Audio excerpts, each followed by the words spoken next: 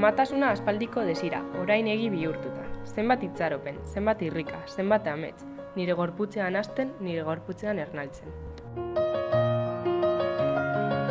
Zoragarria izango litzateke neska izatea. Horrela, soineko arrosak erosiko nizkioke, printzesas mozorratzeko koro bat eta takoidun zapatak, bere burua paintzeko belarritakoak eta makillajea, eta garpitzen ikas desan erratz bat.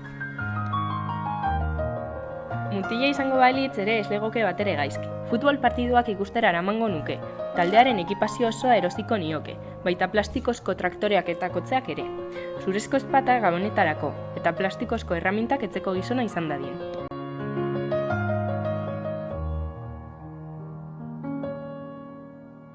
Neska bada printzesa larrosa delikatua, mutila bada printze urdin ausarta.